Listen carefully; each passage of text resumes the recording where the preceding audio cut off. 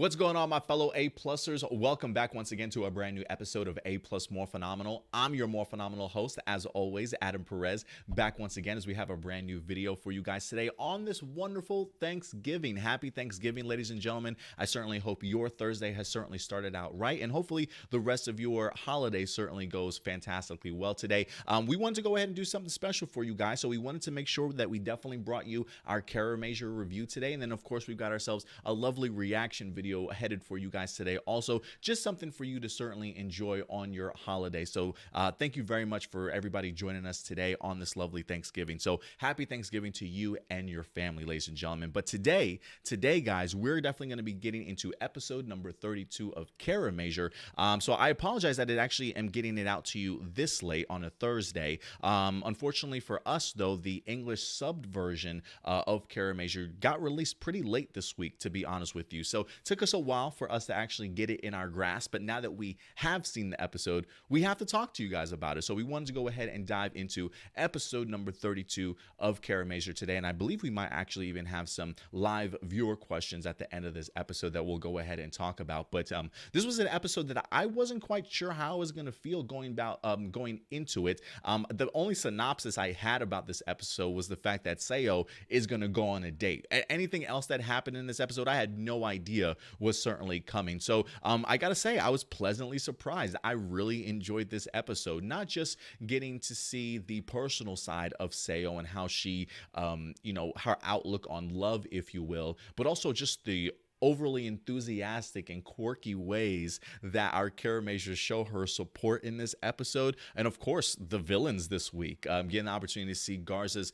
plan officially laid out, if you will. I thought it had a little bit of everything here in this episode. So one that I wasn't expecting to have truly enjoy, but once I actually sat down and watched it, man, I really enjoyed this episode. So let's go ahead and talk about it. Let's go ahead and talk a little bit about Sayo first, because I feel like she doesn't get enough spotlight on this series. I think we've maybe only had 2 episodes that really kind of revolve around her. So I love the fact that we start off this episode just immediately dropped into her date. Apparently she's going on a date with a gentleman by the name of Kusaka, who is a genetic expert, if I'm not mistaken. He's currently working on experimenting on floral and how it would grow in like Mars atmosphere or whatever the case may be. I mean, this guy's a big brain. Talk about a big nerd, right? So this is exactly probably what right up Sayo's alley. Apparently, though, according to Tomitomo, who we hear from the command center, letting us know that apparently they've known each other for years. That they go back. They used to go to school together back in the States when Sayo was actually going to med school. So they definitely do have ties in some sort of relationship or friendship in the past. So the fact that they've been seeing a little bit more of each other whenever he kind of comes into town, maybe it's sparking a little bit something there. But for me, it was cool to kind of see just Sayo's personality. She's incredibly just gentle and sweet, but she's super intelligent, right? She's got a great head on her shoulders. I love the fact that, like, one of my favorite scenes in here is when she does go back to the command center and, they're all talking amongst each other and they ask her the question about, if you were to get married, are you going to still be a Kiramager? I love the fact that she turns around and looks at the riddle board that they were trying to figure out, and she literally figures out the riddle, connects that to her own personal life in regards to, well, I'll deal with that when that issue sort of comes up, right? But leaves the Kiramagers to themselves to try and figure out the riddle, right? She doesn't even give them the riddle that they're looking for. She just drops a little bit of a hint and then winds up leaving. So I thought that was pretty funny, but I think that just showcases to you just Sayo's personality and maybe just a little bit of her sense of humor. You know what I mean? So I thought that was pretty cool to say the least, but I really love the spotlight on her. And one of my favorite things in here, despite the gentleman like getting up and leaving because he had to protect his, whatever his project that he was working on, right? Homeboy just seems super nervous and super anxious from the beginning. And that probably should have raised some flags to me, to be quite honest with you. But it's not until later on in the episode when you come to realize that, yeah, this guy is definitely not for Sayo at all. Like, Sayo is just built from just something completely different than this dude. You know what I mean? The fact that he just breaks and crumbles, man. And I just, yeah, that's definitely not the type of guy that Sayo certainly needs in her life. But we'll talk a little bit more about that. But for me, the fun aspect of this episode was just continuing to see just how well this cast gets along, how quirky they can be on set and just odd and weird with one another, and they just get it. They just all connect that way, and I absolutely loved it. Like, again, just seeing that overly enthusiastic support for Sayo, it definitely reminded me very much of like high schooler gossip, like a bunch of high schoolers that just gossip about other people's love lives, or like you're this small tight-knit group sort of thing, and you just share all these secrets with one another. Like I just love that overly enthusiastic support that they wind up showing her, like even to the point of like Tommy Tomo was like super like overly excited. Like we even see to the point of Mabushina, like she's she's so overtaken by pure joy that she literally falls over and screams. Like it just makes me laugh. This episode definitely did its great due diligence, I should say, in getting me to laugh and actually find some humor in this episode. So for me, the takeaway definitely was the Kiramagers' support for Sayo and just Sayo's love life, to be quite honest with you. But the one thing that I will say that I loved about this episode was the villains, because to me, I love how they kind of attack the Kiramagers on all fronts this week. You've got already with the Riddle Marsk that winds up dropping, which not too bad of a Marsk beast this week. I actually enjoy trying to figure out some of the riddles myself. I did figure out the deal riddle. That seemed like that was pretty easy, to be honest with you. Juru's riddle, though, about the Kiramagers and a steak medium rare, I had blood in mind. I was like, no, I don't necessarily know how I would put blood associated with Kiramager, but I knew something had to be in there with the idea of red or blood or something like that. I just could not make the connection. But Juru's answer of a little red, I thought was brilliant, because of the fact of him being the youngest, probably the smallest in the group, him always being surrounded by his friends. I thought it was brilliant. So I was almost there, but not quite. But I had some fun with the riddles. I really did. And I also love the consequences of the riddles being spanks, clearly, not only from the riddle beast, the riddle Marsk, but also from the Kiramagers, because I think Cena winds up smacking a couple muddies across the ass with her sword also. So we've got the Riddle Marsk, right? We've got Yodanna, who is kind of, I don't want to say playing dirty, but putting herself sort of in the personal life of Sayo, right? Clearly knowing that she's seen somebody, clearly wanting to throw a wrench in Sayo's love life, if you will, by really going to this guy in Kusaka, finding out what he's doing, and somehow manage to turn that into part of your plan, right? So I believe it's Yodanna winds up letting us know that the experiment that Kusaka is working on is in fact to create this Yodan ivy seed. I believe Kusaka winds up getting the help from Sayo in here, saying that that's the last part of his experiment that he needed help on. So it seems very much like Kusaka kind of lured Sayo in because of the fact that he truly needed her help, or at least that's the way that it certainly came across in the episode. So when we do see Sayo helping, it winds up awakening this Yodan ivy seed that's supposed to flourish and take over the earth and kind of create another Jotunheim along the way. So again, Yodanna continues to impress me because of the fact that she even goes that so far, you know what I mean, to get into the personal life of Sayo, to kind of start messing with their civilian lives and not necessarily just their Kiramager lives, if that makes sense. So the fact that Yodanna goes out of her way to do that, and I guess you can say really kind of stab Sayo in the heart a little bit, right? Because I feel like Sayo, for the most part, had high hopes for Kusaka. I mean, the idea of even talking about marriage even coming up, even though, you know, I feel like they throw the term love and marriage around super loosely on this show.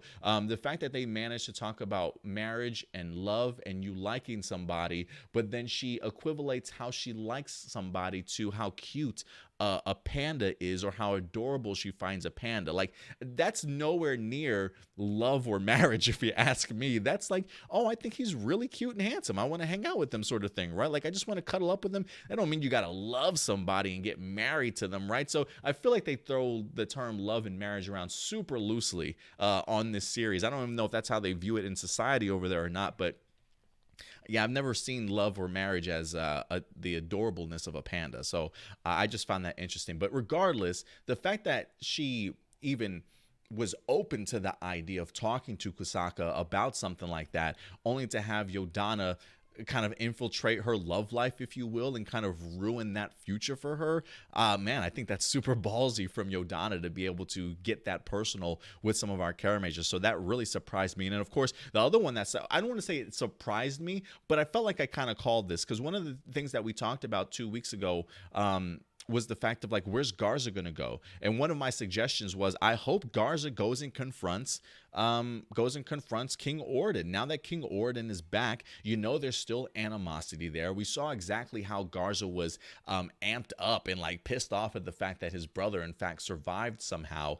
So I'm glad that this is coming to fruition here. I mean, goodness, we get to see Garza go and capture Embark on his own by influencing him with some of the dark energy that Garza has stored over the years. So now Embark is sort of in Garza's clutches, enough to go ahead and take Garza over to Automald, where he's now confronting King Ordon to show King Ordon his overall plan. Like, look what I've created. I've got 3 huge Marsk beasts now marching on Earth. I've got this Yodan ivy seed that's growing right before your very eyes, sort of thing. So Garza feels very much like he's got a victory on his hands, and he's here to certainly gloat to his brother that he certainly could not stop him in time. But this is a showdown that I want to see. I want to see what King Ordon is going to do now. So I'm glad to see that Garza decided when his brother was in fact resurrected, or at least back to life, that they do have sort of that confrontation. That's exactly what I was looking forward to.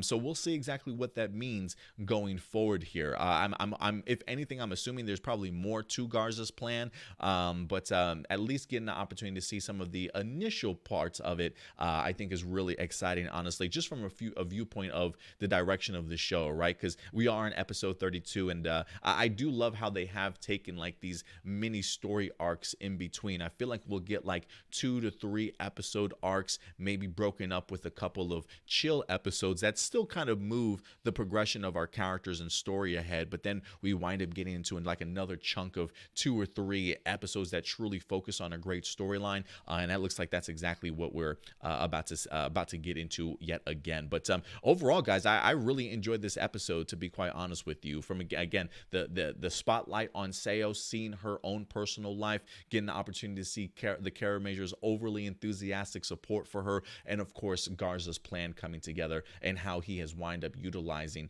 not only his plan but Yodanna also. So big things are about to happen, ladies and gentlemen. But listen, at the end of the day, these are just my A+ opinions. I certainly want to go ahead and know yours. So if there are any character moments or plot details that I missed that you want to go ahead and bring up and further discuss, please go ahead and let me know in the discussion box or the comment section box below. With that out of the way, let me jump over to the live viewer questions real quick and see if what we've got, because I believe L'Oreal, yes, Blossom does have a couple questions. Question: first, Tommy Tomo was bitten by the love bug. Now Sayo on a date. I mean, oh, I see what you're saying. First, Tommy Tomo was bitten by the love bug with Yodanna when he first originally met her, but now the love bug. But you're saying, but now Sayo on a date. Yeah. Hey, you know what? I do like the fact that they're at least exploring the concept of love. I feel like Tommy Tomo just loves the idea of love. I mean, I feel like anytime you talk about the mention of love or liking somebody or feelings for one another, whether that's him or somebody else on the team, he's super exuberant. Like, he's super excited for them, right? So that's clearly something that Tommy Tomo, maybe he's just a softie. Tommy Tomo, maybe he's got that hard exterior on the outside, right? Especially because he tries to put up the front of him being a leader at times, right? but it definitely clearly there is a soft side to Tommy Tomo, especially when it comes to love. You say that new Marsk beast was uglier than the last one, huh? No, I actually didn't mind the Riddler Riddle Marsk. I call him the Riddler Marsk. I actually didn't mind it. The big old question mark on it. This was a much better design than just a mannequin, half of a mannequin on top of a head. Like that just felt like the first, definitely the ugliest and just oddest looking Marsk that we've had, but just probably one of the most uncreative ones. It's just like, what do we do? Let's just put half a mannequin on his head. This one I thought at least was a better when it comes to its designs. A couple comments. You say, if anything, the outfit Sayo wore in this episode. Hello, nurse. Going back to Animaniacs. Sorry, couldn't resist. She is a lovely lady. Cena is my favorite out of all the girls in Super Sentai, but Sayo is growing on me too. Yeah, Sayo continues to grow on me also. Like when we do have spotlight moments for Sayo, I love them, and I think this, like for me, getting the opportunity to see Sayo, especially fight out of her civilian mode, or I should say out of her costume in civilian mode, I think again just goes to solidify why she's a Kiramager, that she's still willing to step up and fight, even if she isn't at her most powerful. I think it does again say something about Kusaka, like the fact, like I hope that after this episode we never see Kusaka again, because this man has just blundered everything, right? She had a great relationship with Sayo, you F that up.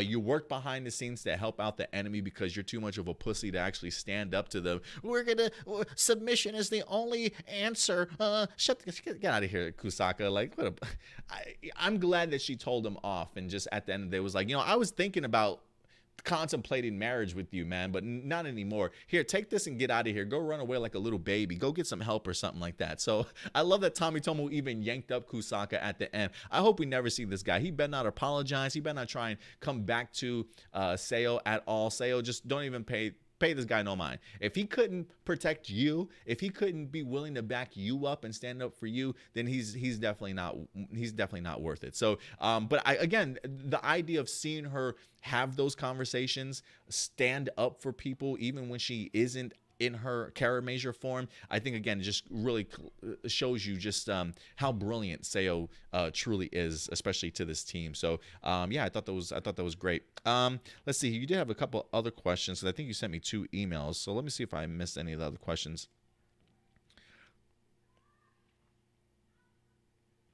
The Battle of Automald for next week is going to be totally intense, huh? Yeah, I haven't even really watched the preview for next week's episode, so if they do have a battle for Automald, I'm there for it. I've been there for a confrontation between King Ordon and Garza forever now. So ever since we saw him notify Yodanna, like, I gotta go, you may not see me for a while. One of my speculations was Homeboy's out to meet King Ordon, so I'm glad that we're about to get that face off. Now, whether or not King Ordon just pops up as like his Grateful Phoenix form, or like I'm hoping he embodies his actual human self, or not necessarily human self, but Crystallian self, but we'll see what happens. You also say that was clever of Juro to trick Riddle Marsk by giving him a taste of his own medicine. Am I right? Yeah, that was a pretty brilliant one. Like, are we just going to sit around and just continue to fight with this guy, or can we just use his own medicine against him? And I thought it was super smart, for sure, super smart on Juro's part. But other than that, guys, I think that's going to do it for us, to be honest with you. Oh, one of your last comments. So you say, though the date was kind of awkward, I got to say, Sayo looked prettier than usual. Yeah, the date definitely was awkward, but it all makes sense now, right? It kind of all makes sense as to why he was awkward in the first place. Because if I had to guess, I would assume that Kusaka was already infiltrated before they went on this date, or maybe he got infiltrated when he did go back to his lab because an accident had happened, right? Like maybe that accident was Yodanna. But regardless, Homeboy felt nervous the entire episode. So I just felt like something's up with this guy, or something's bound to happen. And yeah, needless to say, something did happen, unfortunately. But yeah, Sayo certainly showed out this week, guys. And so I'm glad they wind up giving her a spotlight. Well deserved, if you ask me. But other than that, guys, that's going to go ahead and wrap it up here for us today at A+ Morphinominal. But we will, in fact, be back later later on today with the reaction video for Go Buster versus Go Kaiser. So certainly go ahead and tune in for that later on today. But other than that, guys, that's going to go ahead and do it for us here today. So thank you so much for certainly joining us. In the meantime, do me a big favor, guys. If you haven't subscribed yet, hit that subscribe button, and especially that bell notification, guys, so that when we do drop brand new videos, you'll at least be notified beforehand. But also, if you want to go ahead and follow us on social media, you can do so right here at APlus Opinions on our main Facebook page, which is our hub. You can also find us very actively on Twitter. We're also on Instagram as well as Twitch for you gamers also. But until next time, ladies and gentlemen, do me a big favor. Take care of yourselves. Take care of each other. And keep it A+. I'll talk to you later. Kiramager change!